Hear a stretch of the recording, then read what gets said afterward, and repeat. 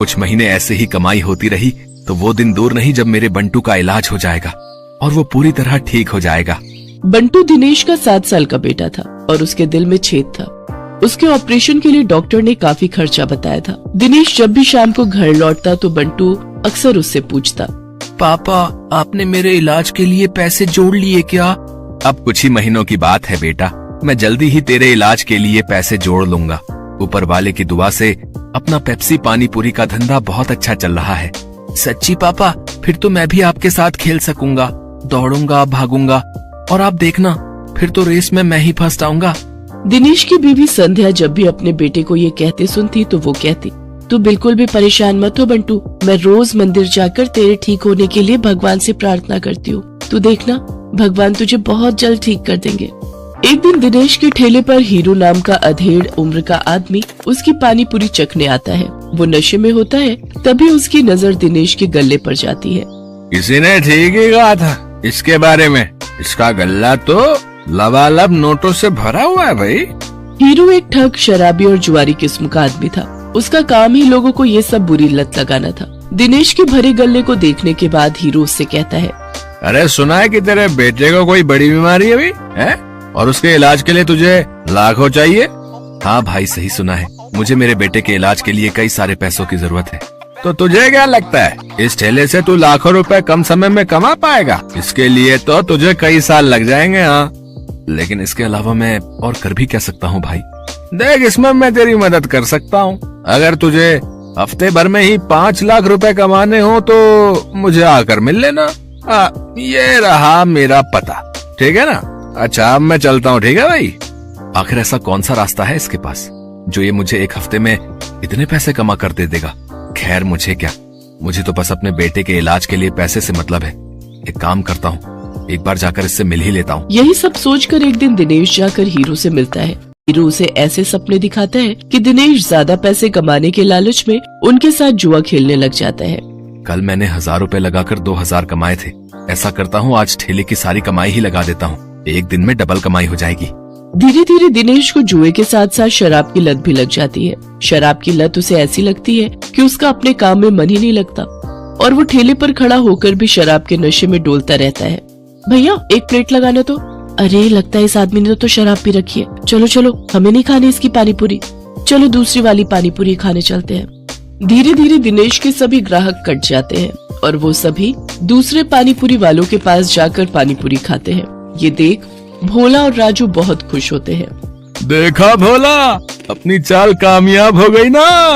बिल्कुल सरकार, अब देखना उसकी पानी पूरी की तरफ तो कोई देखेगा भी नहीं, सब अपनी ही पानी पूरी खाएंगे। कुछ दिन ऐसे ही बीतते जाते हैं। अपने धंधे को मंदा देख दिनेश शराब और जुए की लत में और डूब जाता है और उसका बचा खुचा धंधा भी चौपट हो जाता है।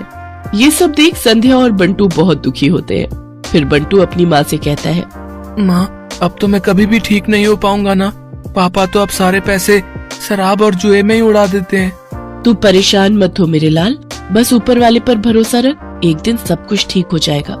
सारा दिन नशे में धुत रहने और धंधा चौपट होने के कारण दिनेश के घर में खाने पीने के भी लाले पड़ जाते हैं। माँ अब तो घर में खाने के लिए भी कुछ नहीं बचा, अब तो लगता है भूख से ही हम सब मर जाएंगे। ऐसा नहीं कहते मेरे बच्चे, सुख दुख तो जीवन का हिस्सा है। आज बुरा वक्त आया है, कल अच्छा वक्त भी आएगा। ऐसे ही कुछ समय और बीत जाता है। फिर एक दिन उस बाजार में एक आदमी आता है जो सबको पर्चे बांट रहा होता है। तभी वो दिनेश के ठेले पर आता है। अरे सुनो भाई, पेप्सी पानी पूरी वाले, हमारे सेठ मंगल राम चाट भंडार वाले की तरफ से एक प्रतियोगिता होने जा रही है जिसमें सभी चाट वालों के बीच कंपटीशन होगा।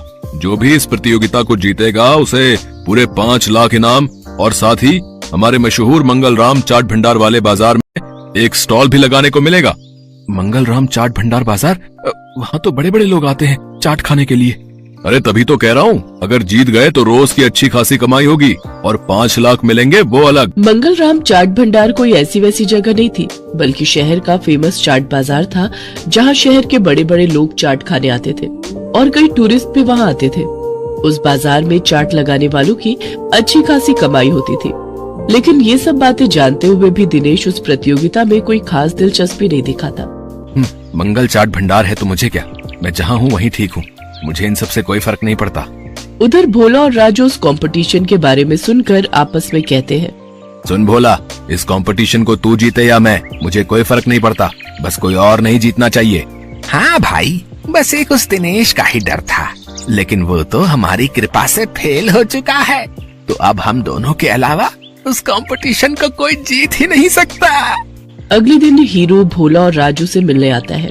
क्यों भाई, मान गए ना मुझे? आखिर मैंने शराब और जुए की लत लगाकर उस दिनेश के धंधे को चौपट कर ही दिया भैया है। तुम्हारे एक बार कहने से ही तुम्हारे दुश्मन को कैसे ढेर कर दिया मैंने।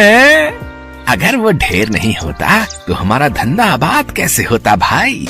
उसकी पेप्सी पानी पूरी ने तो हम लोगों का धंधा ही चौपट कर दिया था भाई। तभी उनकी ये सारी बातें दिनेश सुन लेता है और अपने किए पर उसको बहुत पछतावा होता है।